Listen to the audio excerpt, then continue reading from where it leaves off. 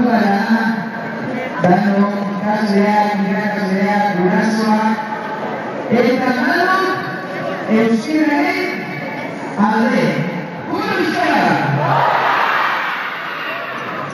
Eta euskara zuen